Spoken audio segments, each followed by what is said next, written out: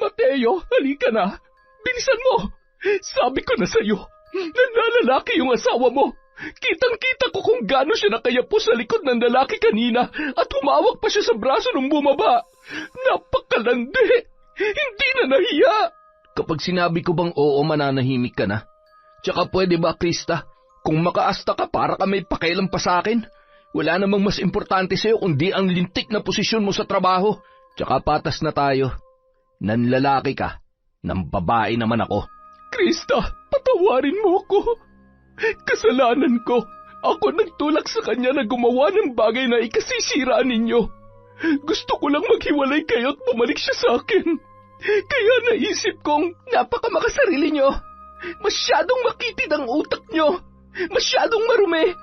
Mula nung maging mag-asawa kami ni Mateo, wala na kayong ibang ginawa kundi siraan ako. Ngayon, masaya ka na ba na ikaw ang naging dahilan kung bakit nasira ang pamilya namin? Naging masaya ka ba? Sumagot ka! Taon 1977, Samar. Bandang 6:00 ng hapon, masayang pinagmamasdan ng mag-inang si Lilia at Angela ang apoy mula sa mga natutupok na tuyo na maliliit na sanga at tuyong dahon ng mga kahoy na nakapalibot sa kanilang bahay. Bakas ang simpleng pamumuhay mula sa dingding at bubong na gawa sa lumang pawid. Malayo rin sila sa kabahayan. Ang tanging naririnig lamang nila ay ang nakabibinging huni ng kuliglig, palaka, at sa kalagitnaan ng gabi ay ang nakapangingilabot na huni ng mga kwago. Pinili ni Lilia na bumalik sa bahay na yon mula na magkahiwalay sila ng kanyang kinakasamang si Ruben. 3 taon pa lamang si Angela nung magpakasal sa ibang babae ang kanyang ama. Mula nang matuklasan ni Ruben ang tungkol sa kanyang pagiging mambabarang, ay unti-unti na yung lumayo kay Lilia hanggang sa tuluyan na silang iwanan ng lalaki. Sige, umalis ka. Ipagpalit mo kami ng anak mo sa babae mo. Talagang aalis ako dahil hindi ko masikmura na isang babaeng katulad mo ang pakikisamahan ko habang buhay. Pareho lang kayong salot ng anak mo. Huwag mong idadamay ang anak ko sa galit mo sa akin. Oo, mambabarang ako, pero wala akong ginawang masama sa'yo. Ginawa ko lang ang lahat para maging maayos ang relasyon natin. Hindi ako nagkulang, Ruben. Minahal kita. Hindi ko kailangan ng pagmamahal mo. Isang malaking pagkakamali na naging bahagi ka ng buhay ko. Ngayon, naiintindihan ko na kung bakit wala nagmamahal sa'yo. Kung bakit ka iniwan ng tatay ni Angela at kahit kailan walang tatanggap at magmamahal sa inyo mag-ina. Pagsisisihan mo to. Akala mo ba hindi ko alam? Alam ko kung bakit mo ko iiwan. Hindi ako natatakot sa'yo.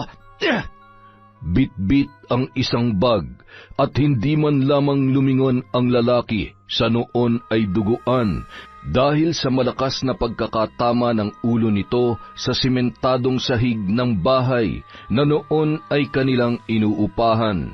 Nandilim ang paningin ni Lilia nung mga oras na yon, ngunit pinili niyang bumangon nang marinig ang pag-iyak ng kanyang anak na babae. Nang makabangon, humarap siya sa salamin at pinagmasdan ang kanyang sarili. Kitang-kita niya ang pag-agos ng dugo mula sa tagilirang bahagi ng kanyang noo. Pinahid niya na lamang yon gamit ang laylayan ng kanyang damit bago kinarga ang kanyang anak. Mahigpit na niyakap ni Lilia si Angela habang hinihimas-himas ang buhok nito na noon ay 8 taong gulang pa lamang. Papasok na sana ang mag-ina sa kanilang bahay nang napalingon sila sa boses ng isang lalaki na animoy galit na galit. Nanlaki ang mata ni Lilia, sabay hinila ang braso ni Angela. Tumakbo sila papasok sa loob ng bahay at isinara ang pinto gamit ang lubid na nagsisilbing panali doon. Lilia, lumabas ka dyan! Kung ayaw mong pareho kayo matupok ng anak mo sa loob ng bahay na yan, kailangan mo magbayad sa ginawa mo sa pamilya ko, lalong-lalo na sa pagpapahirap mo sa akin. Papatayin kita! Kayo ng anak mo! Nay, sino po yun? Bakit niya po tayo papatayin? Anak, umalis ka na. Dumaan ka sa maliit na awang dun sa kusina. Dalhin mo ang bag na ito. Nandito na lahat ng kailangan mo. Huwag mong kalilimutan lahat ng itinuro ko sa'yo. Gamitin mong kaalaman mo upang ipagtanggol ang sarili mo. Huwag kang magpapaapi sa kahit na sino, anak. Lumaban ka at pumatay ka kung kinakailangan. Sa tuwing nasa panganib ka, sambitin mo ang mga orasyon na itinuro ko sa'yo upang mailigtas mo ang sarili mo. Tandaan mo, anak, mahal na mahal ka ni nanay. At kahit saan ka magpunta, poprotektahan kita. Nanay, hindi kita iiwan. Ayaw ko pa magkahiwalay tayo, Nay. Makinig ka sa akin. Darating ang araw na magkakasama rin tayo, pero sa ngayon kailangan mo munang umalis. Tumakbo ka, magtago, magpakalayo-layo ka dito. Sa oras na makalabas ka dito sa loob ng bahay, huwag ka nang lilingon pabalik. Naintindihan mo? Sige na, umalis ka na! Tumango na lamang ang bata habang pilit na pinipigilan ang kanyang mga luha at tumakbo dala ang isang maliit na lumang bag na kulay itim. Kasabay ng kanyang pagtakbo ay ang unti-unting pagkaputol ng lubid at pagkasira ng pinto na yari sa kawayan dahil sa pagtama ng itak sa bawat wasiwas ni Ruben. Ilang sandali pa, tuluyan na nung nasira ang pinto at napasok ang kabahayan ni Lilia. Sa tingin mo ba mapapatay mo talaga ako? Oo, at hindi lang ikaw, pati na rin ang anak mo. Pagbabayarin kita sa pagpatay mo sa asawa at anak ko.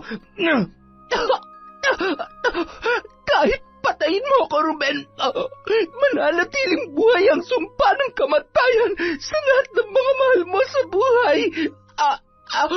Akala mo ba nakalaya ka na sa sumpa ng kamatayan? Maghintay ka lang. Maghintay ka lang. Demonyo ka talaga. Wala kang kasing sama. Nasaan yung anak mo? Nasaan siya? Halimaw! Ikaw ang gumawa ng halimaw. Nasa harapan mo ngayon. Hindi mo masasaktan ang anak ko. Sinusumpa ko yan. Akala mo ba matatakasan niya ako? Mamatay ka na! Bumulwak ang dugo sa tagiliran ng mambabarang, kasabay ng kahindik-hindik na halakhak ni Ruben. Kasama ng bawat sulok ng parte ng bahay na ito, unti-unti ka na magiging abo, Lilia. Ipapatikim ko na sa iyo magiging buhay mo sa impyerno. Lumagablab ang apoy sa buong kabahayan nang tuluyang nilisan ni Ruben ang lugar na yun. Hindi pa yun nakontento, kinuha niya pa ang isang gasera na may lamang gaas at ibinuhos sa katawan ni Lilia. Nilibot niya ang buong paligid ng bahay at ilang mga lugar na maaaring pagtaguan ng bata, ngunit nabigo siyang makita yon. Lakad-takbo niya pang binagtas ang masukal na daan at nagbabaka sakali na maabutan ang anak ni Lilia na si Angela. Samantala, hangos na hangos si Angela sa patuloy na pagtakbo, katulad ng bilin ng kanyang ina. Bagamat hindi sanay dahil lumaki sa loob lamang ng bahay, ay ramdam niya ang labis na pagod nung mga sandaling yon, hanggang sa tuluyan na siyang madapa at napilayan ang kanyang kanang paa. Nanatiling saklay ang kanyang bag habang hinihimas ang kanyang binti. Napabuntong hininga na lamang yon, sabay nag-ipon ng lakas upang muling makabangon. Walang luha sa kabila ng sakit na kanyang nararamdaman. Dahil para sa kanya ang pagluha at pag-iyak ay para ng pagkatalo at pagsuko. Hindi yun ang turo ng kanyang nanay Lilia. Itinikom niya ang kanyang kamao at unti-unting bumangon. Ngunit bago pa man tuluyang nakatayo, ay isang malakas na sigaw ang kanyang narinig mula sa kanyang likuran. Nanlaki ang kanyang mga mata at walang lingon-lingon na pilit na inihakbang ang kanyang pilay na paa. Huwag ka nang tumakbo, bata. Mapapagod ka lang.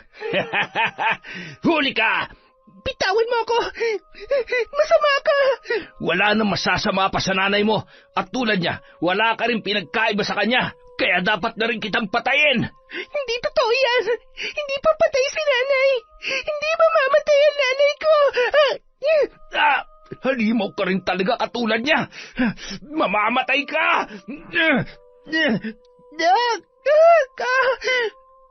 Habang sinasakal ang walang kalaban-laban na bata, ay ipinikit na lamang ni Angela ang kanyang mga mata at pilit na inalala ang bawat kataga na kailangan niyang sambitin nung mga oras na yun. Ilang sandali lamang ay unti-unting nakaramdam ng panghihina si Ruben. Nanigas ang kanyang mga kamay, pati na rin ang kanyang mga paa. Anong ginagawa mo? Wala kang karapatang saktan ako. At kulang pa yan dahil sa pagpatay mo sa nanay ko. Ikaw ang masama. Ikaw ang halimaw. Kasabay noon ay ang paninikip ng dibdib ni Ruben hanggang sa hindi na siya makahinga. Unti-unting nagiging malabo ang kahindik-hindik ng ngisi na nakaguhit sa mukha ng bata na naglalakad paatras mula sa kanyang kinaroroonan. Mabuti na lamang at maliwanag ang buwan, kaya naman kahit hindi niya nagamit ang flashlight na nasa kanyang bag, ay kitang-kita niya pa rin ang kanyang dinaraanan. Nay, saksi ang buwan kung paano ko sinunod ang utos niyo. Mahal na mahal kita, nanay, at hindi ko kayo bibiguin. Nang makaramdam ng pagod, nagpahinga muna si Angela sa lumang kubo na kanyang natagpuan sa gitna ng kagubatan. Nang makaidlip at makabawi ng lakas, ay muli siyang bumangon at nagpatuloy sa kanyang paglalakbay. Sa pagpapatuloy ng paglalakad ni Angela ay nakarating siya sa unang baryo mula sa kanyang pinagmulan. Iilan lang din ang mga nakatira doon, ngunit malayo ang itsura ng mga bahay sa kinalakhan niyang tahanan. Gusto ko sa mas malaki at mas maayos na bahay. Siguro marami diyang pagkain. Nagugutom na ako at nauuhaw. Pero anong sasabihin ko? Makakapasok kaya ako? Baka salbahe rin ang mga nakatira dyan katulad ng lalaking pumatay kay nanay. Ay, pero bakit ako matatakot? Kaya kong protektahan ang sarili ko. Walang pwedeng manakit sa akin. Bandang 5:00 ng umaga, lumusot siya sa bakod na yari sa kawayan. Sarado ang pinto sa harapan ng bahay, kaya tumungo siya sa may gawing likod. Natuwa naman siya dahil wala yung pinto. Agad siyang tumungo sa may katamtamang laki ng mesa. Napapangiti pa siya nang makita ang mga di pamilyar na kagamitan. Binuksan niya ang isang Tupperware na nasisiguro niya na may laman na pagkain. Nang mabuksan ay nakita niya ang napakaraming tinapay. Inamoy-amoy niya pa yun at nasisiguro niyang masarap at pagkain yun dahil sa nakakatakam na lasa. Ang sarap. Ano kayang tawag dito? Nakakain na kaya nito si Nani dati? Ang sarap talaga. Nung mga oras na yon, bumangon naman si Mang Homer sa kanyang higaan dahil may naririnig siyang kalampag sa kusina. Mukhang may pusa sa kusina. Naku, baka ihulog yung Tupperware at mabuksan. Uunaan pa yata ako sa tinapay na binili ko kagabi. Masarap pa naman yun sa kape. Tumungo yun sa kusina at napalunuklaway nang makita ang isang bata na malaanghel ang muka. Sarap na sarap sa pagkain ng tinapay at nakaupo pa sa ibaba ng kanyang mesa. Sino ka? Anong ginagawa mo dito at bakit mo kinakain yung tinapay ko? Nagugutom po kasi ako. Kagabi pa po ako hindi kumakain. Heto po, may isa pa po. Sa inyo na lang. Sige na. kainin mo na. Pambihira kang bata ka, oo. Teka, hindi mo pa sinasagot ang tanong ko. Sino ka? Nasaan ang mga magulang mo? Ako po si Angela. Ano po yung magulang? Magulang? Nanay o tatay? Sino nanay at tatay mo? Wala na po. Patay na po ang nanay ko at wala rin po akong tatay. Galing po ako sa malayong malayo. Naglakad lang po ako ng naglakad hanggang sa nakarating po ako dito. Kaya ba ganyan karumi ang paa mo? Aba, may sugat ka. Ay, kawawa ka naman bata ka. Wala ka bang tsinelas? Tsinelas? Ano po yun? Ito, katulad nitong suot ko. Ang tawag dito, tsinelas. Kawawa naman ang batang to, oo. Mukhang walang kamuwang-muwang at... Ay... Wala po kayong anak? Bah, wala. Ako lang ang nakatira dito. Pwede po ba akong makitira dito? Magbabayad po ako. May pera ka? Opo, eto po. At ito po, may nakasulat po dito si nanay. Hindi ko po alam kung paano basahin. Agad na kinuha ni Mang Homer ang sulat sa lumang papel at ang pera na nakalakip doon. Alagaan mo ang anak ko. Hahanapin ko siya at kukunin sa'yo. Akala ko ba patay na ang nanay mo? Paano kanya kukunin? Nagkibit balikat na lamang si Angela at tumakbo sa may timba, kumuha ng tabo para uminom. Oh, sandali, anong gagawin mo? Nauuhaw po ako. Ay, eto, ang tawag dyan, baso. Yan ang ginagamit kapag iinom ng tubig. Patuloy pang itinuro ni Mang Homer ang mga bagay na kanyang nakita at ang tamang gamit ng mga yon. Malugod naman na nagpasalamat ang bata at hinawakan ang muka ng lalaki. Wala mang sinambit na salita ay nabasa niya ang tuwa at pagpapasalamat sa muka ng bata. Angela, ako si Mang Homer.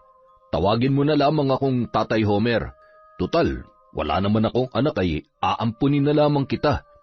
Aampunin? Ano po yun, Tatay Homer? Aalagaan. Pwede rin kitang pag-aralin para marami kang matutunan. Mukha namang matalino ka at mabilis matuto. Gusto mo ba yon? Mula ng araw na yon, si Mang Homer na ang tumayong magulang ni Angela. Nakapag-aral siya at higit sa lahat, itinuring siya nitong higit pa sa tunay na anak. Makalipas ang maraming taon, hanggang sa nagdalaga na si Angela. Labis naman ang pagpapasalamat ni Mang Homer dahil mula nang kupkupin niya ang bata, ay naging lapitin na siya ng swerte. Naging maayos ang kanyang buhay dahil sa saganang ani sa bukid. Nakabili rin siya ng sariling bangka at palaging napakarami ang kanyang huli. Naging suki rin siya ng mga patayaan at halos linggo-linggo siyang nananalo. Naging usap-usapan ng buong baryo ang malaking pagbabago sa buhay ng lalaki. Marami ang naging masaya para sa mag-ama, ngunit meron ding mga halang ang kaluluwa na nagtangka sa buhay ni Mang Homer nang dahil lamang sa pera. Isang gabi, nadatnan ng lalaki ang mga magnanakaw sa kanilang bahay. Nanlaban yon hanggang sa huling sandali ng kanyang buhay. Puno ng saksak ang katawan at naligo sa sarili niyang dugo. Anong gagawin natin dyan? Ayoko makulong. Talagang makukulong tayo pag hindi natin iniligpit ang katawan ni Mang Homer. Pero, paano kung dumating na yung anak niya? Wala na tayong sapat na oras. Umalis na tayo. Nung mga sandaling yun, patakbong pumasok sa tarangkahan si Angela. Ramdam niya kasi na may hindi magandang nangyari sa kanyang Tatay Homer.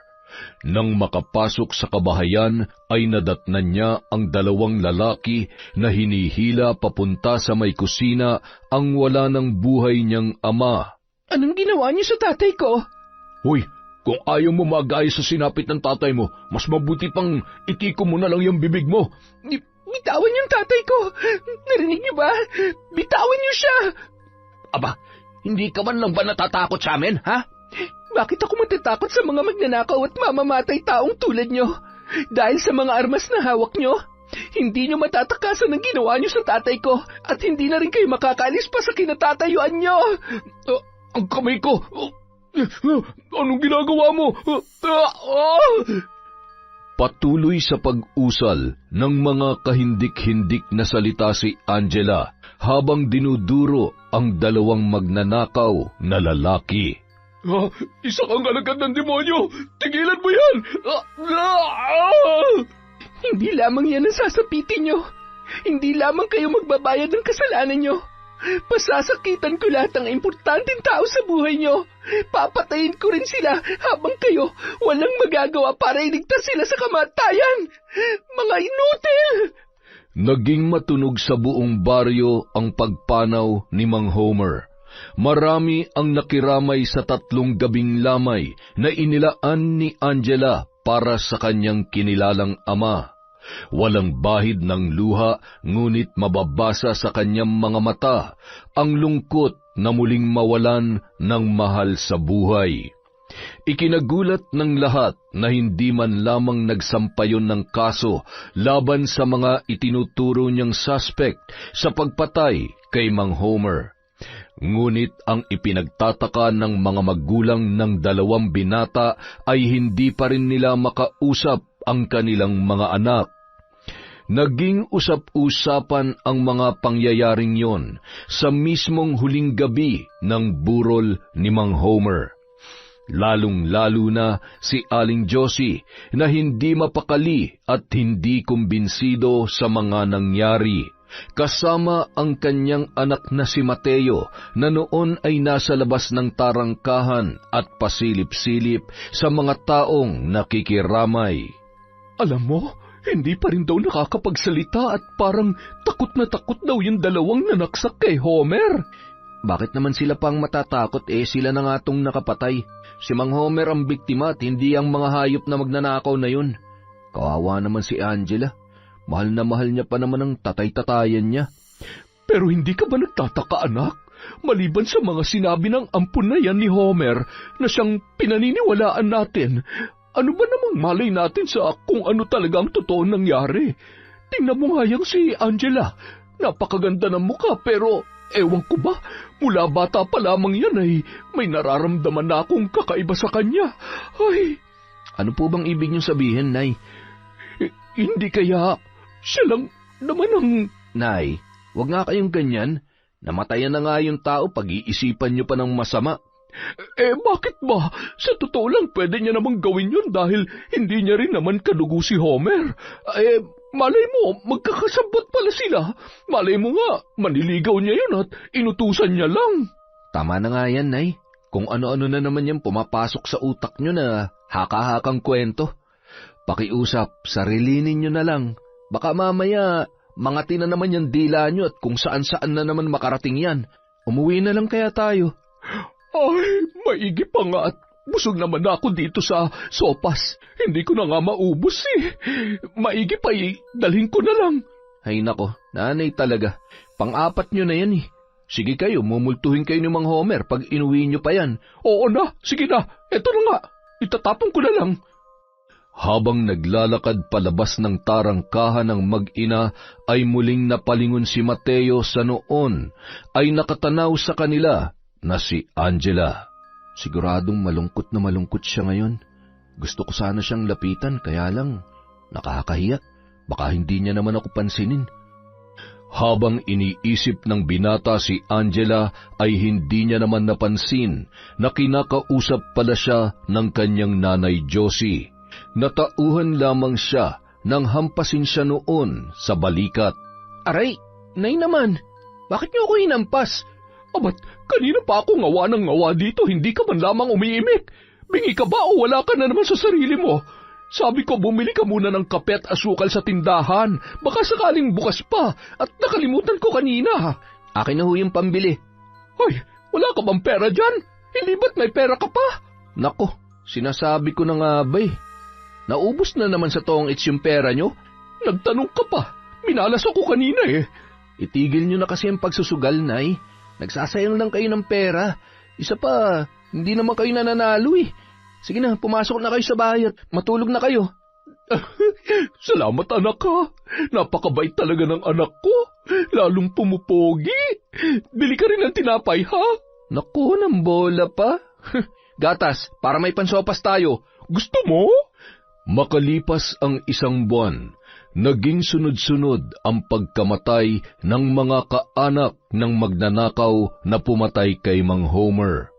Mula sa mga magulang nito at mga kapatid, ayon sa mga albularyo, hindi ordinaryong sakit ang dumapo sa mga yon.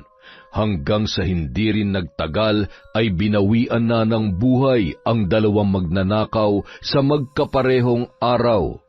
Maraming nagsasabi na karma yon dahil sa walang awa nilang pagpatay kay Mang Homer.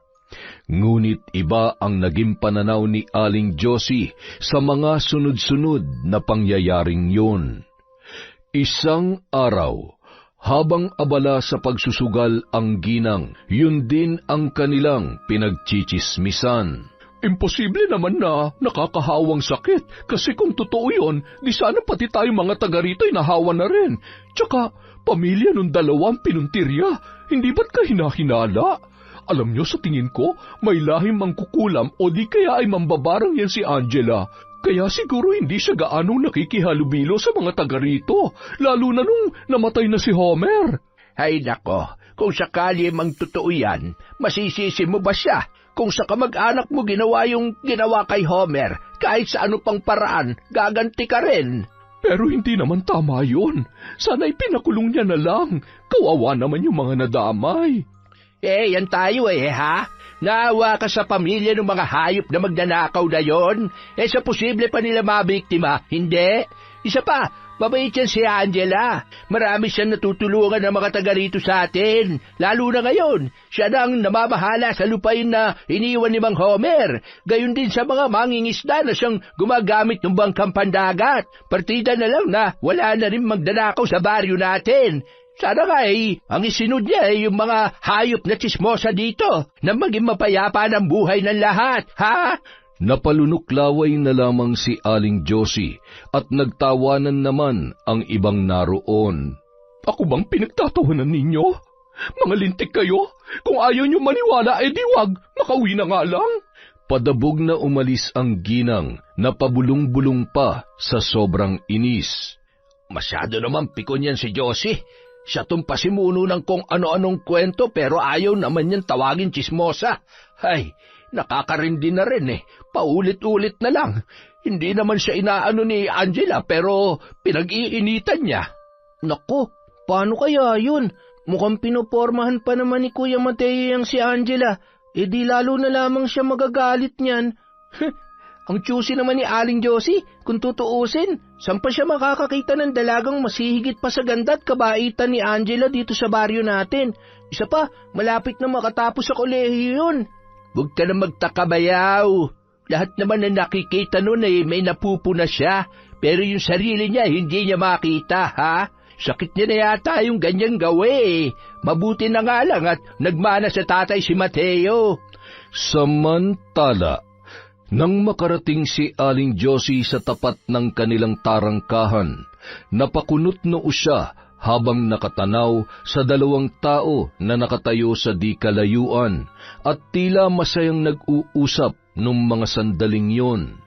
Madilim kaya hindi niya gaanong maaninag ang kanilang mga muka.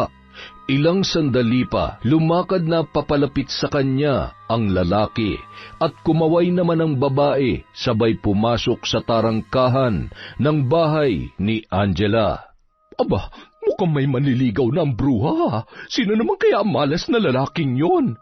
Hinintay niyang makalapit sa kanya ang lalaki upang maaninag ang muka noon.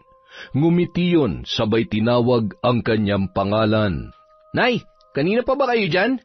Himala, ang aga yata ng uwi nyo ngayon Akala ko aabutin na naman kayo ng hating gabi sa sugalan Lintik ka? Aray, nay naman. Sakit nun Ano na naman bang kasalanan ko? Ano yung nakita ko kanina? Anong ibig sabihin nun, ha? Bakit kinakausap mo ang babaeng yon? Gusto mo rin ba matulad sa mga pinatay niya? Nay, Hindi naman totoo yun. Kahit siya nabigla rin sa nangyari sa mga pumatay kay Mang Homer at sa mga kamag-anak ng mga yun. Tanga ka ba? Malamang hindi niya sasabihin yun sa'yo. Makinig ka sa akin, Mateo. Ayaw ko na makita o malaman na nakikipag-usap ka sa Angelang yon. Huwag na huwag mo akong susuwayin kung hindi makakatikim ka talaga sa akin. Nay, matanda na ho ako. Hindi na ho ako bata para pagbawalan niyo pa sa kung sinong kakausapin o kakaibiganin ko. Isa pa, ramdam ko at ako mismong nakakakita kung gaano siya kabuting tao. Ang totoo, hindi ko nga po alam kung anong dahilan at ang init ng dugo niyo sa kanya. Di minsan hindi mo ako sinuway at hindi ka sumasagot sa akin ng ganyan. Tapos ngayon, dahil sa Angelang yan, pagsasabihan mo ako ng ganyan? Umayos ka, Mateo. Huwag na huwag kang gagawa ng bagay na ikakapahamak mo at lalong-lalo na ikagagalit ko. Kahit sinong babae matatanggap ko pero hindi ang alagad ng demonyong babae na yon. Napailing-iling na lamang si Mateo sabay pumasok sa loob ng bahay at pumunta sa kanyang silid. Patuloy pa rin sa pagsasalita at pangangaral si Aling Josie. Binuksan na lamang ng binata ang radyo at malakas na pinatugtog upang hindi niya marinig ang nakakabinging boses ng kanyang ina. Aba, bastos ka na talaga! Patayin mo yan at makinig ka sa aking lintik ka! Lumipas ang mga araw, hindi na napigilan pa ni Aling Josie ang kanyang anak sa kabila ng kanyang pagtutol. Nagpursige pa rin sa panliligaw kay Angela si Mateo. Kumusta? Balita ko galit na galit sa atin ang nanay mo Alam mo namang hindi niya ako gusto, bakit hindi mo na lang siya sundin? Ayaw ko naman na mag-away kayo ng dahil sa akin. Ay, narinig ko siya kanina sa may tindahan. Galit na galit at... Angela, huwag mo nalang pansinin si nanay. Siguro nasasabi niya lang yan dahil hindi ka pa niya masyadong kilala. Pero kung sakali man na magkakasama kayo at mas makikilala ka niya, siguradong mapapamahal din agad siya sa'yo. Parang ako lang. Sana nga, Mateo, pero mukhang malabo yata mangyari yon dahil base sa mga narinig ko, mukhang malabo na magustuhan niya ang isang babaeng katulad ko. Ang totoo niyan, tama naman siya. Mula ako sa angka na mambabarang. Isang mambabarang ang nanay ko at ako. Dala ko ang sumpa at pangakong binitawan niya bago siya namatay. Nananatiling buhay ang sumpa sa aking pagkatao bilang kanyang tagapagmana sa panahon na handa na akong tanggapin na maging katulad niya. Pero ikaw pa rin naman ang magpapasya ng kapalaran mo. Gusto mo bang maging mambabarang? Gusto mo bang pumatay ng mga tao na walang kalaban-laban? Yun bang iniisip mo? Dahil ang sabi ng nanay, ginagawa niya lamang yon upang magkaroon ng hustisya at pasakitan ng mga taong higit na masalang ang kaluluwa, walang konsensya at pagsisisi sa kanilang mga kasalanan. Ibig bang sabihin, ikaw ang dahilan ng pagkamatay ng mga... Hindi ko sila pinatay. Sinambit ko lamang ang orasyon na tinuro sa akin ni nanay upang iligtas ang sarili ko sa oras ng kapahamakan. Hanggang sa ngayon, hindi malinaw sa akin kung paano nangyari ang lahat ng yon, pero pangako, hindi ako may gawa nun. Hindi ko alam kung bakit sila nagkasakit at namatay. Hindi ako mamamatay tao. Pinilit ko mamuhay ng normal para kay tatay. Hindi ko pinakialaman ang aklat at kagamitan na binigay sa akin ni Nanay Lilia. Ayoko maging mambabarang. Ayokong mangyari sa akin ang sinapit niya. Gusto ko magkaroon ng normal na buhay. Yung buhay na naranasan ko nung nabubuhay pa si Tatay Homer. Naniniwala ako sa iyo. Huwag kang mag-alala. Alam ko at nararamdaman ko na nagsasabi ka ng totoo. Wala kang dapat ikabahala dahil tanggapin man ni nanay ang relasyon natin o hindi. Mananatili ako sa tabi mo. Hinding-hindi tayo maghihiwalay. Mahal kita, Angela. Mahal na mahal kita. Mahal din kita, Mateo. Salamat dahil sa kabila ng mga nangyari sa akin, nagkaroon ako ng dahilan para maging masaya ulit. Alam mo, ni minsan, hindi pa kita nakitang umiyak at pinanghinaan ng loob. Kahit minsan, ramdam ko na nasasaktan at nalulungkot ka na. Wala rin naman maitutulong kung iiyak ako. Nung namatay si tatay, kahit malunod pa siya sa luha ko dahil sa sobrang sakit at lungkot, hindi ko rin naman maibabalik ang kanyang buhay. Isa pa, hindi pag-iyak ang solusyon sa anumang mabigat na sitwasyon. Ang kailangan ko lumaban, bumangon at magpatuloy. Sa paglipas ng mahigit 2 taong relasyon ni Mateo at Angela, ay nagbunga na ang kanilang pagmamahalan. Mahal, siguradong kapag nalaman ni nanay na magkakaapo na siya, matatanggap niya na tayo. Hindi na ako makapaghintay na ikasal at magsama na tayo sa iisang bubong. Magkakaroon na tayo ng sariling pamilya. Hindi na rin naman ako makapaghintay. Sana lang sa pagkakataong ito, hindi na natin kailangan magtago. Sana matanggap na ng nanay mo na magiging parte na rin ako ng pamilya ninyo. Kinagabihan, habang sabay na kumakain sina Aling Josie at Mateo, mayat mayang tinitingnan ng binata ang kanyang ina. Ipinagluto niya pa yon at inabutan ng pera ng gabi ring yon. Ano ba meron at masyado mo yata akong mahal sa araw na ito? May gusto ka bang sabihin? May kailangan ka ba? Nay, may importante ho akong sasabihin sa inyo. O edi sabihin mo na. Ano ba yon? Nay, plano ko na hong pakasalan ng girlfriend ko. May bago ka na namang girlfriend? Pakakasalan ang hindi mo man lang ipinapakilala sa akin? Nay, wala naman hong bago. Si Angela pa rin ho ang tinutukoy ko. Nay, buntis na po siya. Magkakaapo na ho kayo. Wala ka na talagang natitirang respeto sa akin, Mateo. Lumayas ka sa pamamahay ko. Pero Nay, ang sabi ko lumayas ka. Kunin mo mga gamit mo ngayon din at umuwi ka na sa bruhang babae na yon. Mula sa gabing ito, kalimutan mo na rin na nanay mo ko dahil mula ngayon, wala na rin akong anak. Nay, wag naman ho kayong ganyan. Saksakan ng tigas ang ulo mo. Layas! Lumayas ka! Matapos ilagay sa isang malaking bag ang kanyang mga gamit, malungkot at maluhaluhang lumabas ng bahay si Mateo. Ang anak ko na lang ang meron ako, kinuha niya pa. Sisiguruhin ko na pagsisisihan mo to, Mateo. Pasasaan ba't iiwanan mo rin ang salot na babaeng yon? Nang gabi ring yun, nagulat si Angela nang makita sa labas ng kanyang bahay ang binata, dala ang mga gamit nito. Pasensya ka na. Ito na nga bang sinasabi ko eh. Siguradong lalo lamang siya magagalit sa akin. Hindi, pasensya ka na. Ang totoo, nahihiya ako sa iyo, mahal. Hindi ka niya dapat itrato ng ganito. Napakabuti mo kayang tao. Matamis ng ngiti lamang ang itinugon ni Angela sa kanyang kasintahan bago sila tuluyang pumasok sa loob ng bahay. Ang laki na ng pinagbago ng bahay na to. Sayang nga lang at hindi man lamang hinintay ni tatay na matapos to bago siya nawala. Ay. Hayaan mo, sigurado na kung nasaan man siya ngayon, nakikita niya pa rin lahat ng pagsisikap mo. Siya nga pala, kung nabubuhay siya, magugustuhan niya kaya ako? Bakit naman hindi? Hindi ka naman kasing sungit ng nanay mo. Ay, sana dumating ang araw na matanggap niya na tayo at maging masaya na lang siya para sa atin.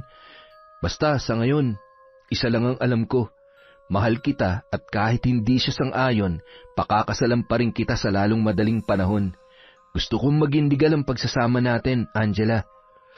Agad na inasikaso ng dalawa ang pagpapakasal sa Wes, bagay na lalo lamang ikinasama ng loob ni Aling Josie.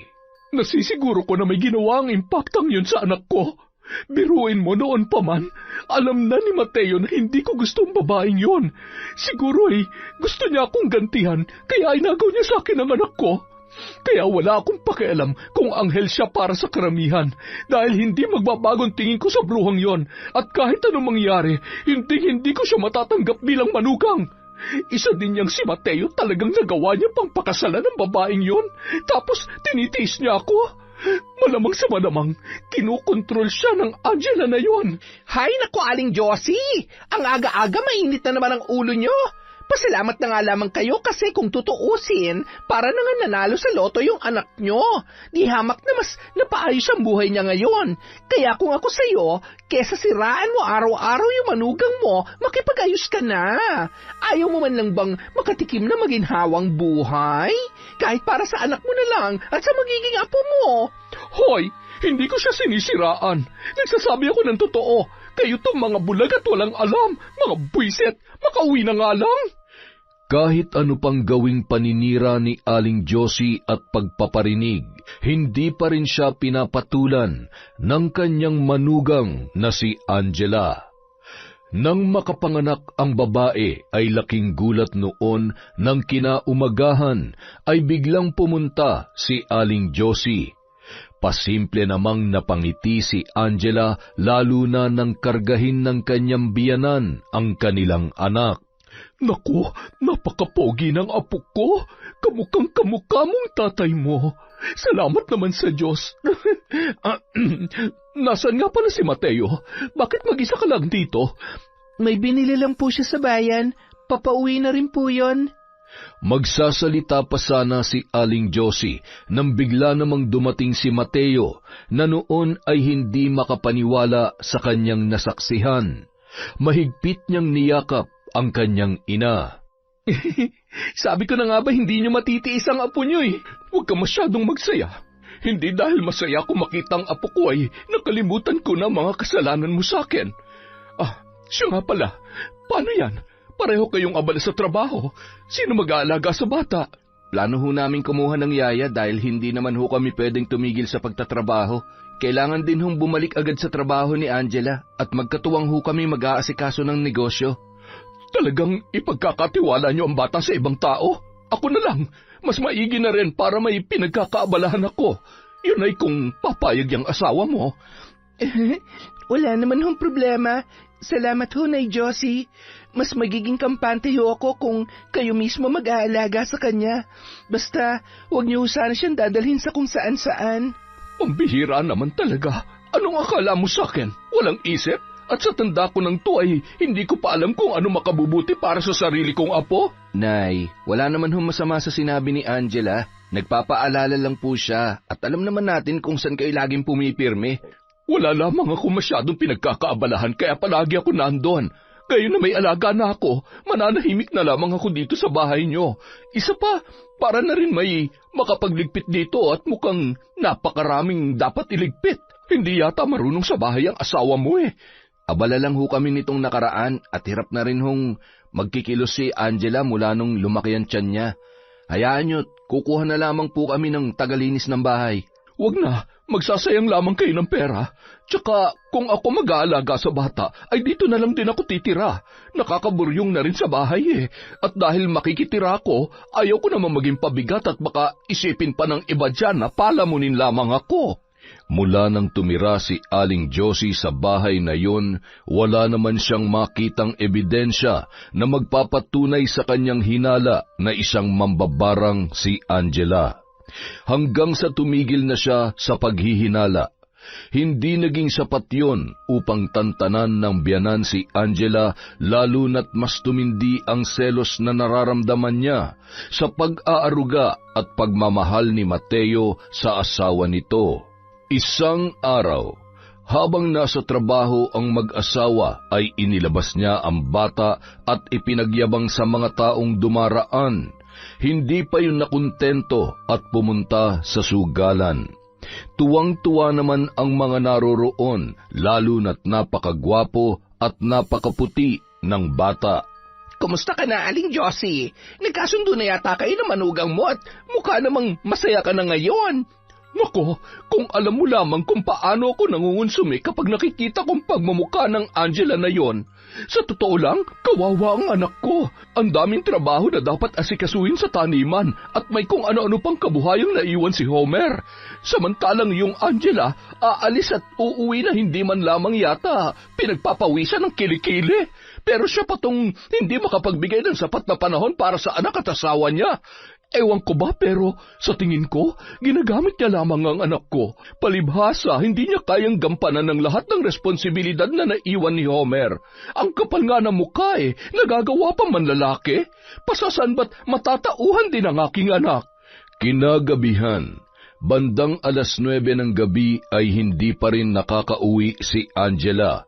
Napansin ni Aling Josie na panay ang silip ni Mateo sa bintana.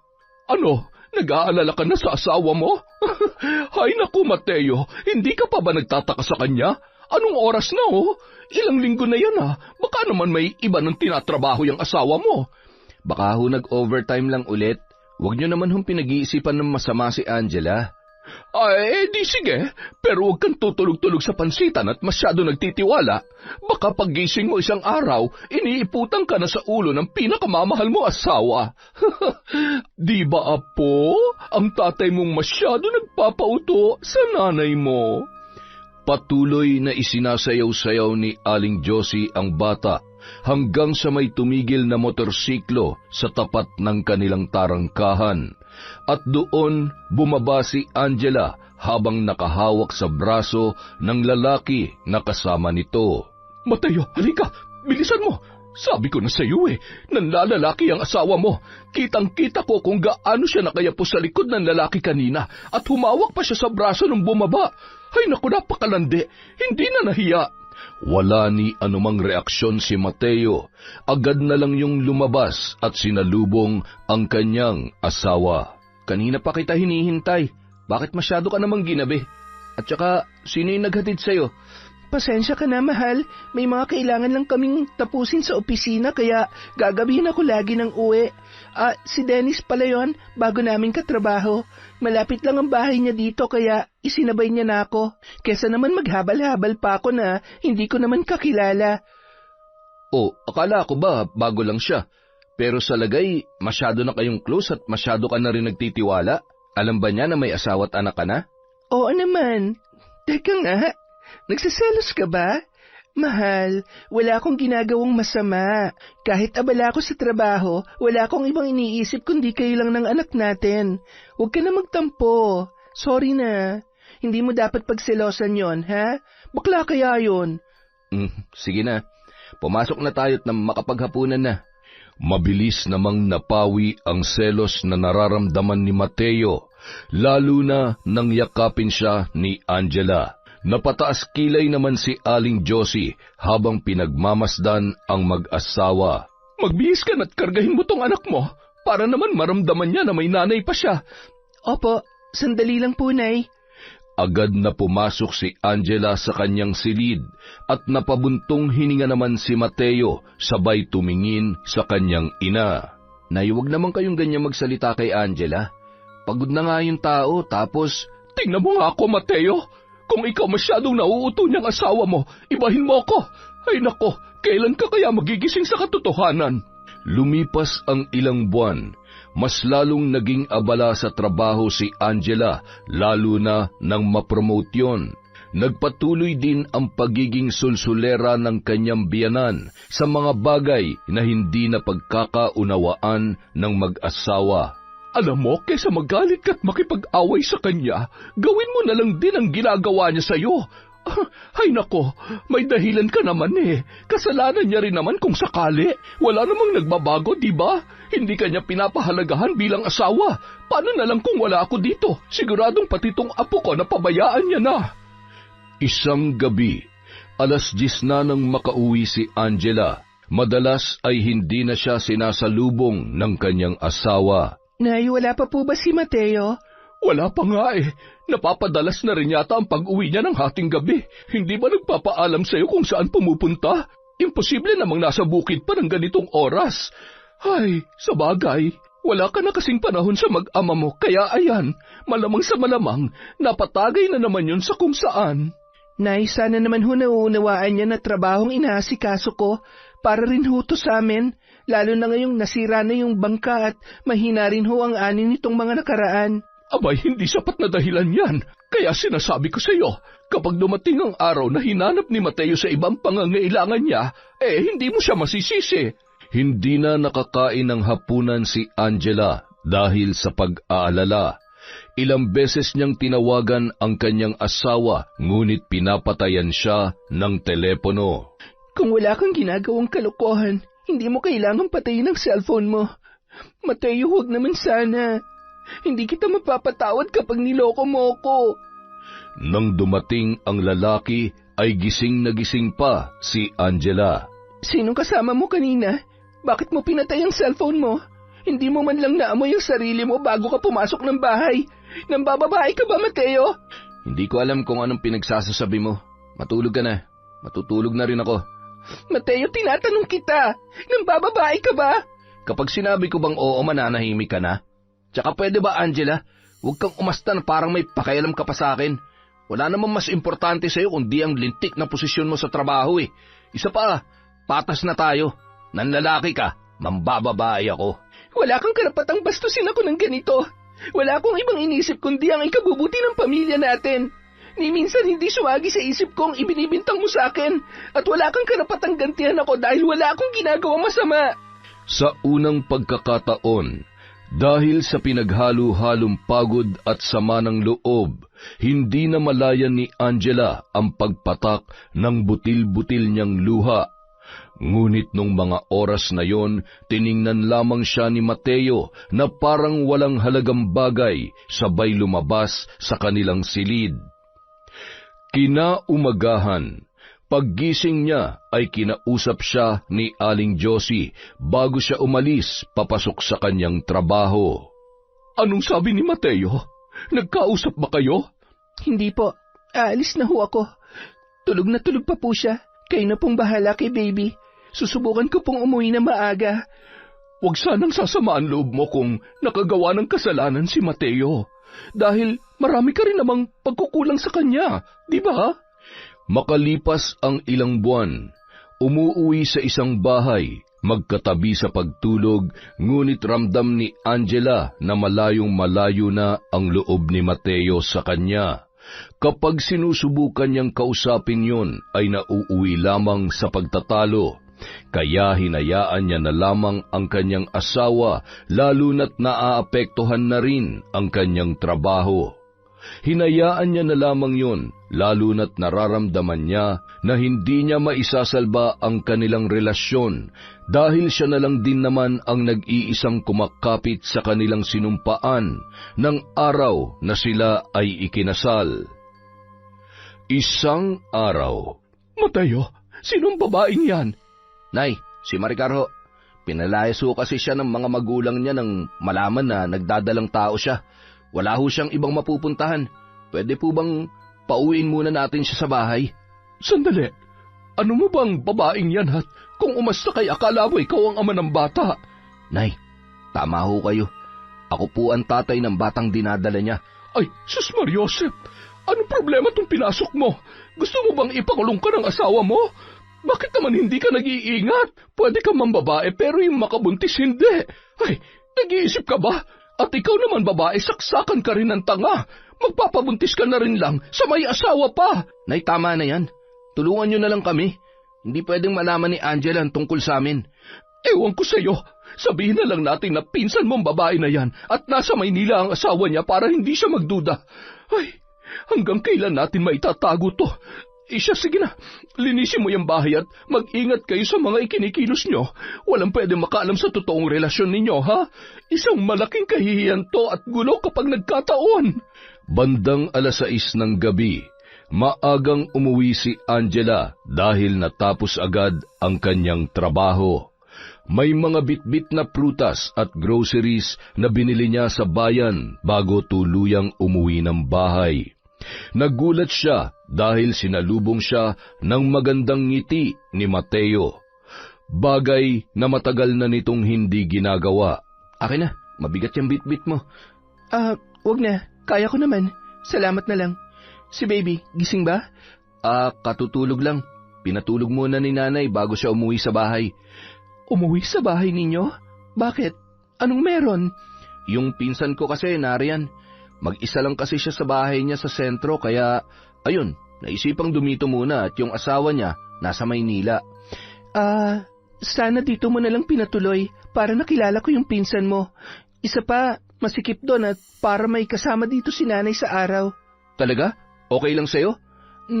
Oo naman. Kesa naman mag-isa rin siya doon sa bahay niyo. Sandali lang, mahal. Pupuntahan ko sila.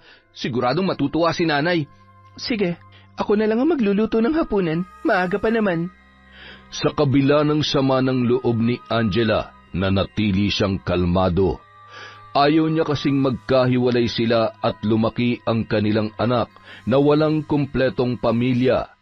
Kahit papano, Dahil sa ipinakita ni Mateo noong mga oras na yon, ay nabuhayan siya ng pag-asa na muling babalik sa dati ang kanilang pagsasama.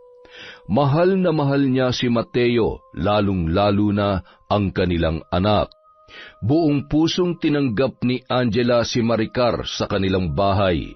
Ibinigay niya pa ang mga damit niyang pambuntis at ilan pang gamit nang malamang nagdadalang tao yun.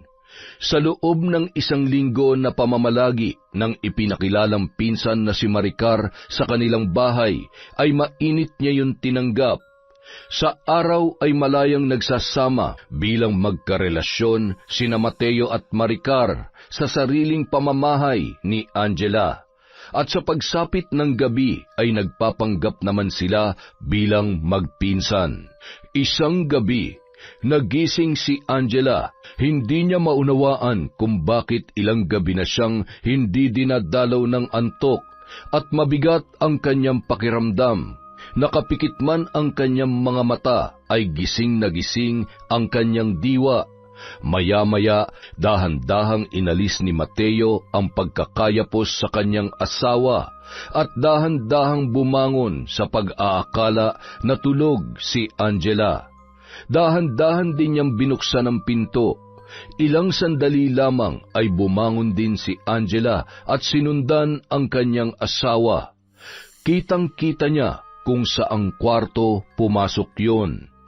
Nanatili siyang nakatayo sa tapat ng pinto habang naririnig ang pag-uusap at halinghing ng mga taksil na pinagkatiwalaan niya. Wala siyang ibang maramdaman kundi sakit at galit na nagawa siyang lokohin ng kanyang asawa sa sarili niyang pamamahay. Bumalik siya sa kanyang kwarto at ikinandado ang pinto. Sigurado siya na anumang oras ay babalik si Mateo sa loob noon. Ang lakas ng loob mo para lokohin ako. Pagkatapos ng lahat ng pagtitiis ko sa relasyon natin dahil sa nanay mo, nagawa mo pa akong pagtaksilan. Nakakadiri ka. Isa ka rin, Maricar. May asawa ka na't lahat-lahat. Pumatol ka pa sa may asawa. At higit sa lahat, pinsan mo pa talaga. Mga baboy, humanda kayo sa akin. Lalong-lalo ka na, Mateo. Ilang sandali pa, narinig niya ang dahan-dahang pagpihit ng doorknob sa kanilang pinto. Bumangon si Angela at gulat naman si Mateo nang biglang bumukas ang pintuan. San ka galing? Umihi lang ako, mahal. Ganun ba? Nakatulog ka na ba? Mukha kasing pagod na pagod ka. Pinagpapawisan ka rin. Naiinitan ka ba? Sige na, matulog ka na ulit. Iihi rin ako. Hayop ka talaga. Saksakan ka ng sinungaling. Napakunot noon naman si Mateo sa sunod-sunod na sinabi ni Angela. Kahit papaano ay nakaramdam siya sa kakaibang tono ng pananalita ng kanyang asawa. Napansin niya kayang matagal akong nawala? Ay, hindi naman siguro. Dala ng pagod, mabilis na nakatulog yon. Nang bumalik si Angela sa higaan ay nanginginig pa rin ang kanyang kamay sa galit. Kinuha niya ang gunting sa tukador at umupo sa kanilang kama at tinitigan ang muka ng sinungaling at taksil niyang asawa. Gusto kitang saktan. Gusto kitang patayin. Wala kang karapatang pagtaksilan ako, Mateo. Pero mas magiging masaya ako kung pahihirapan kita habang sinasampal ko sa iyong katotohanan na nagkamali ka ng niloko. Bukas na bukas rin ay magkakaalaman tayo. Muli yung tumayo at iniwan sa tagiliran ni Mateo ang malaki at matalas na gunting. Tumungo yun sa kusina at kumuha ng karne. Ginayat niya ang mga yon ng pinong-pino na tila ba doon ibinuhos ang kanyang sama ng loob. Pagkatapos ay naisipan niya ng magluto para sa kanilang almusal. Makalipas ang ilang oras, maagang nagising ang mga kasama ni Angela sa bahay dahil sa amoy na nagmumula sa kusina, hanggang sa niyaya niya na ang mga yon mag-almusal. Anong meron? Birthday mo ba? Bakit ang dami mo niluto? Hindi po kasi ako papasok, kaya ayon, naisip ko may pagluto kayo, lalo ng asawa ko. Isa pa, gusto kong matikman din to ni Maricar, sigurado ako na lagi siyang gutom. Tsaka, para maiba naman, mukha kasing nagsawa na si Mateo sa paulit-ulit na putahe, kaya sigurado ako na gusto niyang tumikim ng iba. Hindi ba, mahal? Tara na, kain na tayo. Hindi naman nakaimik ang tatlo na noon ay nagkatinginan lamang. Bakit naman ang tahimik nyo? Wala ba kayong gustong ikwento o sabihin?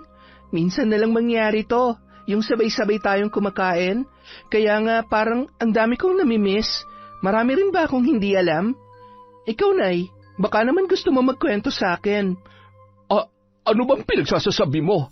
Kumain ka na lang, hindi kung ano-ano lumalabas dyan sa bibig mo. Hindi mo na nirespeto ang pagkain. Pasensya na, Hunay, kung nababastusan kayo sa mga sinasabi ko. Pero hindi po ba mas nakakabastos ang ginagawa ng anak nyo at ng pamangkin ninyo? Ano? Bakit nanahimik kayo? Oo, alam ko na. At gusto kong malaman ng lahat. Kung hindi, pare-pareho kayong mananagot sa akin. Angela, ano ba sinasabi mo? Walang ginagawang masama ang anak ko. Ano ba namang chismis yan at saan mo nasagap? Kapag kasalanan ng ibang tao, lalo na tungkol sa akin, ipinagkakalat nyo agad. Ngayon, bakit hindi nyo ipagkalat ang kababuyan ng anak ninyo? Matagal nyo na bang alam? May kinalaman ba kayo sa lahat ng to? At ikaw, kabit ka. Napakalandi mo at ang lakas ng loob mo. Napahagulhol na lamang si Maricar at nanginig ang kamay sa takot. Sabay sinabi ang buong katotohanan. Sinampal pa yon ni Aling Josie at pinaratangan ng sinungaling. Huwag kang maniniwala sa sinasabi ng Maricar na yan. Gusto niya lamang sirain si Mateo. Hindi magagawa yan ng anak ko at hindi naman kami nakakasiguro na si Mateo ang ama ng batang nasa sinapupunan niya. Mga sinungaling! Talaga bang lulusutan niyo pa to? Lumayas kayo sa pamamahay ko! Ngayon din! Mahal, huwag ka naman nagbibiro ng ganyan. Aayusin ko to. Alang-alang sa anak natin. Bigyan mo ako ng pagkakataon na itaman lahat ng pagkakamali ko. Hindi lahat ng pagkakamali ay maitatama ng pangalawang pagkakataon. Hindi ko nahahayaan pang saktan at lokohin mo ako ng paulit-ulit. Magsama kayo ng nanay mo. Napakawalang hiya nyo. Lumayas kayo dito! Layas! Dinampot ni Angela ang kutsilyo at nanlilisik ang mga mata na tinutukan ang mga yun. Ni hindi niya na binigyan pa ng pagkakataon na makapagsalitang muli ang kanyang biyanan at asawa. Ipinagtulakan niya na rin palabas ng kanyang bahay. Lintik ka kasi, Mateo, at ikaw na babae ka, pahamak ka. Kasalanan mo lahat ng to. Boba! Paano na yan? Paano na nga po ko? Ang maayos na buhay na meron tayo. Ikaw rin, sa dinami-dami na magiging ama ng anak mo, bakit si Mateo pa? Magiging pabigat ka lang sa buhay naming mag-ina. Tama, nanay. Nangyari na nangyari. Haharapin ko to. Gagawin ko lahat. Sisiguruhin ko na hindi ako mahihiwalay sa mag-ina ko. Aayusin ko to. Mahal na mahal niya ako at hindi niya ako magagawang tiisin. Kailangan ko lang pahupain mo ng galit niya. Sana nga, Mateo. Dahil nakikita ko na sagad sa buto ang galit na nararamdaman niya. Baka mamaya kung ano magawa niya sa atin. Habang papalabas ng tarangkahan ng tatlo ay nakita nila ang isang babae na mahaba ang kasuotan at nakatalukbong ng itim na tela. Natatakpan ang kalahating mukha noon. Nakatitig yun sa kanila, sabay ngumisi. Sino ka?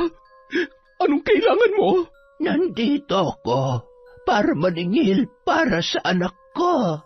Bahala ka dyan. Baliw, maigi pa, pasukin mo ang bahay na yan at mukhang magkakasundo kayo ng bruhan na katira dyan. Tara na, Mateo, at baka makita pa tayo ng mga kapitbahay. Nakakahiya. Siguradong isa sa mga araw na ito ay pagpipiestahan na tayo ng mga lintik na yan. Ay, ikaw, Maricar, habang maliit pa yung tiyan mo, matuto kang dumiskarte at wag aasa sa anak ko. Ano ka sinuswerte? Buisit! Nagpatuloy sa pagkain si Angela. Ninanamnam ang masasarap na nakahain sa kanyang lamesa. Walang dahilan para umiyak at panghinaan ng loob. Para lamang sa mga mahihinang nilalang ang pagluha. Kung nabubuhay lamang si nanay, sana kasama ko siya ngayon. Sana buhay na lang siya. Kasabay ng mga salitang yon ang pamilyar na kakaibang ihip ng hangin. Sa matagal na panahon ay noon lamang muling naramdaman ni Angela ang enerhiya na taglay ng kanyang ina. Ilang sandali pa ay bumungad sa kanya ang babaeng nakatalukbong ng kulay itim.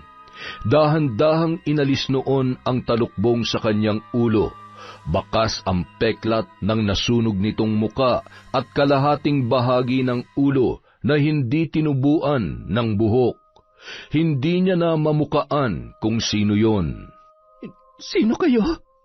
Anong ginagawa niyo sa pamamahay ko? Anak, si nanay ito. Sabi ko naman sa'yo, hindi ba? Babalikan kita at magkakasama tayong muli. Babalik ako sa araw na kailangan mo na ako. Sa panahon na mas handa ka ng yakapin ang kapalaran na nakatadhana para sa'yo. Mahigpit na niyakap ni Angela ang kanyang ina dahil sa labis na tuwa. Ang akala ko patay na kayo. Papaanong... Nakaligtas ako sa sunog nung gabing yon. Sa tulong ng aking kapangyarihan, narito ko ngayon, anak. Nandito na ako at hindi na tayo maghihiwalay pa. Magiging ganap ka ng katulad ko. Makapangyarihan at hindi masisindak ng kahit na sino. Tama kayo, Nay. Gusto ko silang gumapang at magmakaawa. Pagod na akong maging mabuting tao at maawa sa mga taong walang ginawa kundi saktan ako. Paglalaruan natin sila, anak. Paikutin sa ating mga palad. Masayang pinagsaluhan ng mag-ina ang napakaraming pagkain na nakahain sa lamesa. Masayang masaya si Angela na makita ang kanyang nanay na sarap na kinakain ang kanyang mga niluto.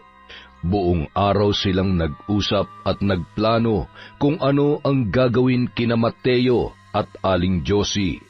Sigurado ka bang ayaw mong gumanti sa babae ng asawa mo?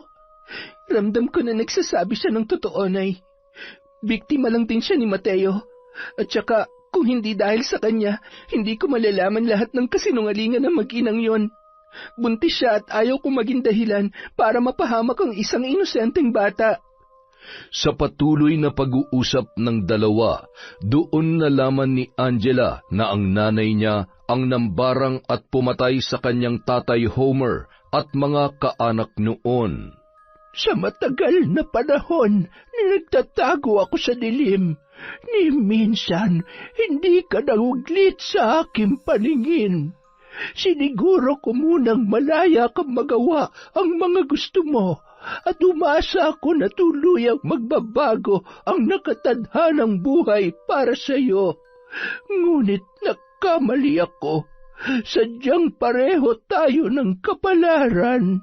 Pagsapit ng dilim, tinungo nila ang isang silid kung saan naroon ang ilang gamit na matagal na itinago ni Angela. Dahil kay Mateo itinago ko ito at matagal na panahong inalis sa isip ko na aralin ang aklat na ito. Hindi ko akalaing siya rin ang magiging dahilan kung bakit hawak ko to ngayon. Huwag kang magpapadaig sa awa.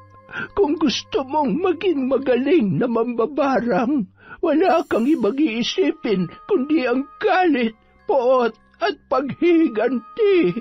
Makalipas ang isang linggo, naging usap-usapan sa buong baryo ang malubhang karamdaman na iniinda ni Mateo.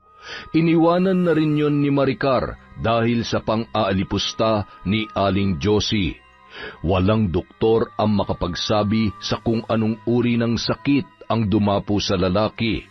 Lumobo ang tiyan, may bukol sa leeg at namamanas ang buong katawan. Hindi na yun makatulog at walang ibang ginawa kundi ang humiyaw dahil sa sakit sa tuwing sasapit ang gabi. Nay, tulungan mo ko. Ayoko pa mamatay. Gusto ko pa makasamang anak ko, Nay. Ano ka ba naman? Wala na tayong pera at baon na tayo sa utang. Wala na tayong pambayad sa ospital at maging sa albularyo. Hindi ko na alam ang gagawin ko. Hayop na Angela yan. Kapag hindi kanya tinantanan, ako mismo papatay sa kanya. Bago ko pa man niya mapatay, mas mabuti pang makakaya niya ba talaga akong patayan, Nay? Hindi niya na ba talaga ako mapapatawad? Kita mo naman, diba? Unti-unti ka na niyang pinapatay sa sakit. Kaya niyang pumatay, Mateo. Dahil isa siya mambabarang. Alagad siya ng demonyo. Ay, dito ka lang muna. Pumunta sa kusina si Aling Josie. Kinuha niya ang karit at sumugod sa bahay ni Angela. Angela, lumabas ka dyan! Ipakita mo sa lahat ang pagiging demonyita mo! Sobra-sobra ng pagpapahirap mo kay Mateo! Papatayin kita! Isang babae ang lumabas na may mahabang buhok at nakasuot ng bestidang kulay itim. Nang mamukaan yon ni Aling Josie ay bigla siyang napaatras. Ikaw na naman! Sino ka ba talaga at anong ginagawa mo sa pamamahay ng bruha kong manugang? Katulad ka rin ba niya? May alam ka ba sa nangyayari sa anak ko? Masyado ka namang matapang. Huwag kang mag-alala. Ganto lang ang itsura ko, pero hindi naman ako masamang tao. Siya nga pala. Ako na ang bagong may-ari ng bahay na yan. Matagal nang nakaalis si Angela at ang kanyang anak. Hindi maaari. Kailangan niyang bawiin ang sumpa sa anak ko. Kailangan kong mapatay ang babaeng yon. Pwede bang huminahon ka? Huwag kang nag-e-eskandalo dito. Hindi ko alam ang buong kwento, pero baka sakaling makatulong ako. Kung magtitiwala ka sa akin, maaari akong makatulong upang maibsan ang sakit na nararamdaman ng anak mo. Sigurado ka ba dyan sa sinasabi mo? Isa ka bang albularyo? Sabihin na natin na kaya kong manggamot at pumatay ng kapwa ko mambabarang. Kung ganun, mukhang ikaw nga ang solusyon sa problema namin. Pagalingin mo ang anak ko at patayin mo ang bumarang sa kanya. Kaya mo bang gawin yon? Bakit hindi? Kung kinakailangan. Halika, huwag na tayong magsayang pa ng oras dahil baka bago pa man tayo makarating ay malagutan na ng hininga ang anak mo. Ibang klaseng maglaro ng buhay ang mga tulad namin. Walang lugar ang awa at pagpapatawad. Nang makarating sila sa bahay ni Aling Josie ay tumungo sila sa isang silid kung saan patuloy pa rin sa pagdaing si Mateo.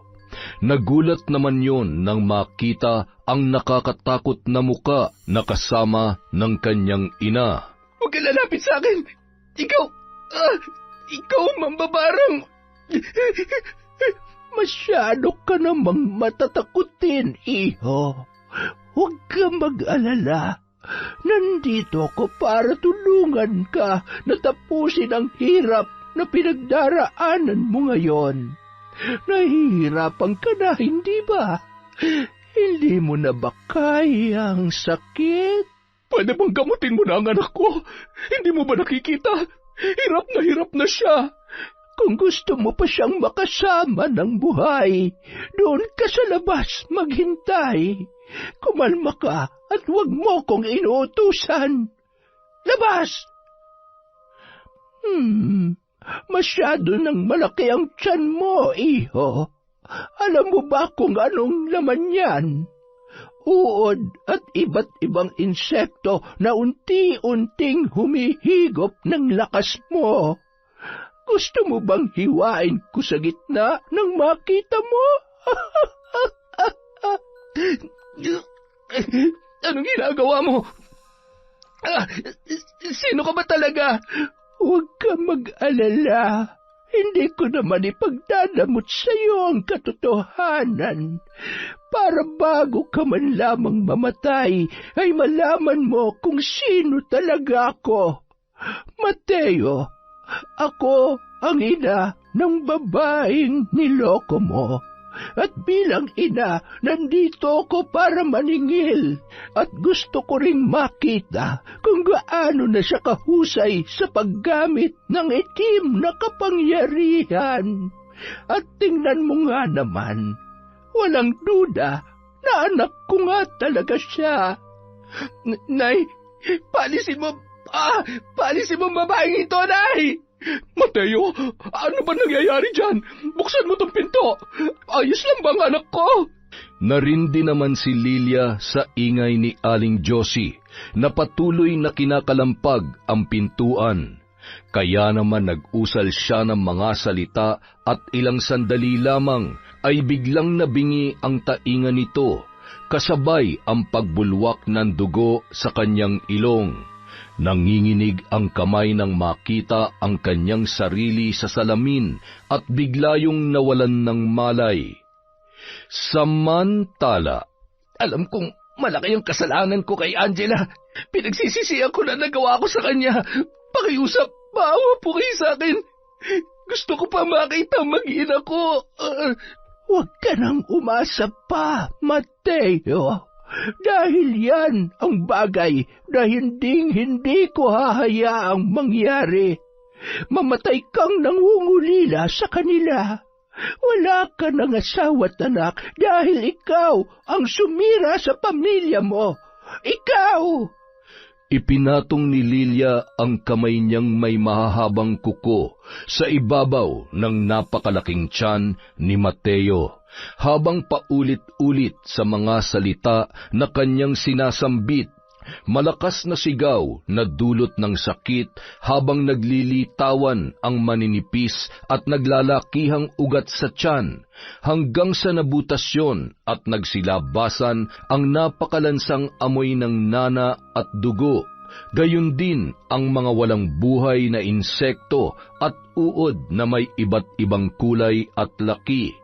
Nakadilat ang mga mata ni Mateo at nakabuka ang bibig. Ilang sandali pa, may lumabas na mga bangaw na nag-iwan ng maraming itlog sa mga sugat ng balat, sa mukha ng lalaki at iba pang parte ng kanyang katawan. Matapos ang pangyayaring yun, agad nang umalis si Lilia. Nagising na lamang si Aling Josie na labis ang pagkahilo. Wala siyang maalala sa nangyari.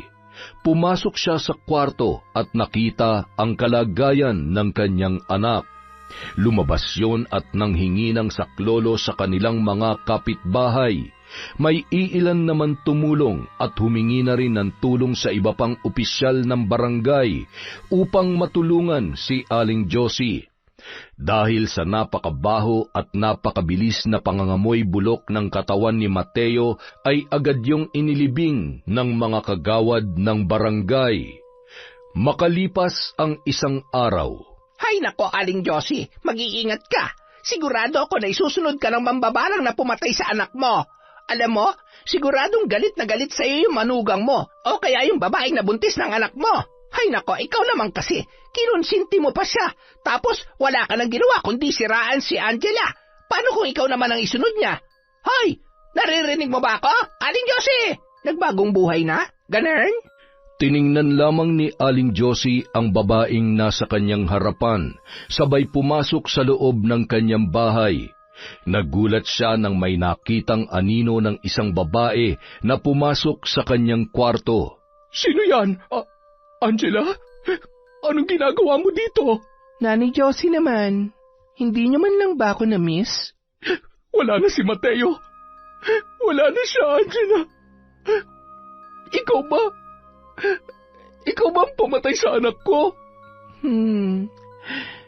Masakit siguro yung harap-harapan kang niloloko pagkatapos mong pagkatiwalaan ng buong puso. Kasing sakit ng pinagkakaisahan at pinagsinungalingan ng mga taong mahal mo. Hindi sapat na dahilan yon para patayin mo siya. Kasalanan mo rin naman, di ba?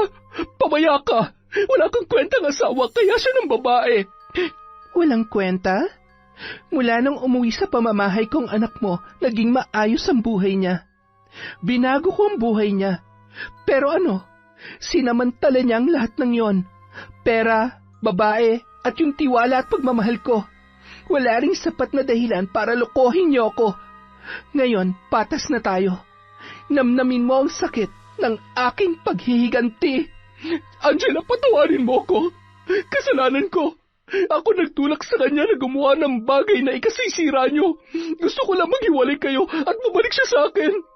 Kaya naisip kong... Saksakan ka ng sama. Masyadong makitid ang utak mo. Masyadong marumi. Mula nang maging mag-asawa kami ni Mateo, wala ka ng ibang ginawa kundi siraan ako. Ngayon, masaya ka na ba na ikaw ang dahilan kung bakit nasira ang pamilya namin? Naging masaya ka ba? Sumagot ka! Tama na, Angela. Hindi ako makahinga. Huwag mo naman gawin sa akin to. Patawarin mo ko. Humihingi ka lang naman ng tawad dahil gusto mong isalba ang buhay mo. Pero malabo na magbago pa ang isang katulad mo. Isa pa, para saan pa? Hindi ba't mas masaya kung magsasama kayo ni Mateo hanggang sa impyerno? Hayop ka! Napakasama mo! Demonyo ka talaga!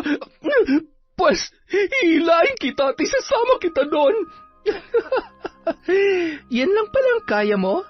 Sige, sa ngayon ikaw munang panalo. Pero magbilang ka na dahil kasabay ng pagkagat ng dilim, unti-unti mo na rin mararamdaman ang aking paghihiganti. Matapos yun, agad nang umalis si Angela at bumalik sa kanyang bahay, sabay sumakay ng kotse na bago niyang bili. Nakasakay na rin ang kanyang inang si Lilia habang karga-karga ang kanyang apo. Tatay Homer, pasensya na kung kailangan kong iwan ang lugar na ito. Huwag kayong mag-alala. Babaunin kong lahat ng masasayang alaala natin.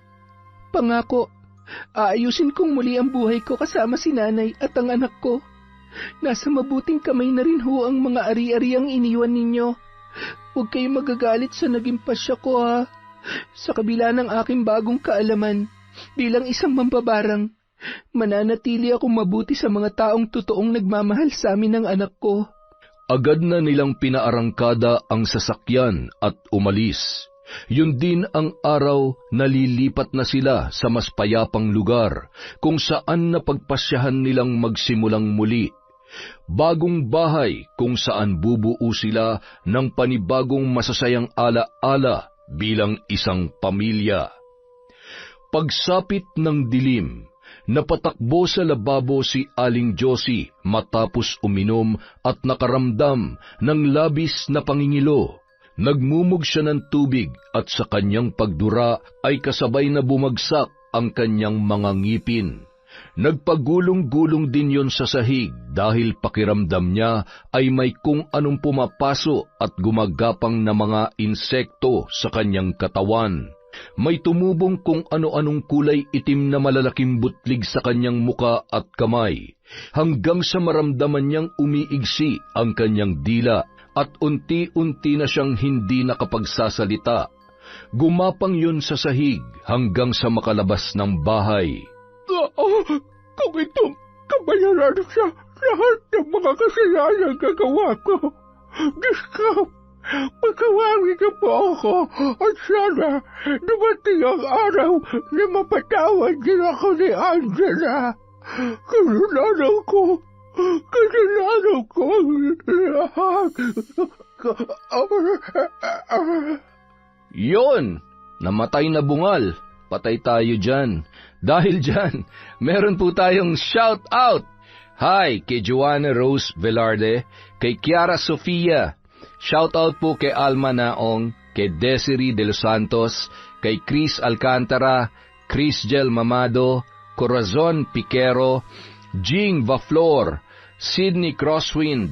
Hi din po kay Nelsa Marikit, kay Vilma Bautista, sa Amamang Pang at Santos family from Jackie Deliman. Hi po kay Jessel Colamar, kay Jelin Sapra, kay Kate Paglinawan, Chai Fabricante, Mads Adriano, Rayan Zacarian, kay Nolan Odi, Perena Galarosa from JB. Hi din po kay Melanie Santos, kay Delia Alyon, kay Kat Burglar Cutie. Hello po kay Cyrus, kay Arlene Librehan. Hi kay Catalea Soto, kay Roslyn Gumok, kay Harry Potter. Harry Potter, ha? Hi din po kay Feli from Kuwait. Sa Hipolito at Gaspar family of Nueva Ecija from Red Gaspar. Hi din po kay Pureza Tagiwalo, Aida Sikander, Jinky Mali, Feber Ranyada, Roxanne Gaudicos, Merly Amistad, Margie De Asis. Hi din po kay Kim Seika, kay Mercy Aninyon, kay Aryan Aquino of Lumban, Laguna, na laging nakikinig sa atin from Tolits Agri Farm. Hi din po kay Evelyn Abayan. Shout out kay Celia Tolentino, Balagot family from Mika Balagot. Hi po kay Boss Regan Machico. Hi din po kay Inda Perez, Elizabeth Dungka, Nena Dizon, Rene Carumba, kay Jenny May, Billy Ray at Ray Buendia from Lucy Buendia. Hello po sa La Corte at Daloso family from Lynn, Kaunes. Hi kay Mary Ann Garcia, kay Re Basil, kay Gemma De Ocampo, Hana Maylin Sesgundo, Monica Nieves, OFW TikToker, kay Norsan TV. Hi din po kay Arnel Claridad, kay Jessica Sobremonte, Sam Escobar, Abel Hipolito. Shoutout din po kay Belinda Rogacion, kay Hani Austria, kay Rosemary Casonete, kay Angelina Ignacio, Chloe Abalos, Lydia Lopez, Arlene Torquiza, May Megs, at kay Elizabeth Azucena. Para po sa mga hindi nabanggit, meron pa po tayong mga susunod na videos. Maraming salamat po sa walang sawang pagsuporta mula sa Kwentong Enteng.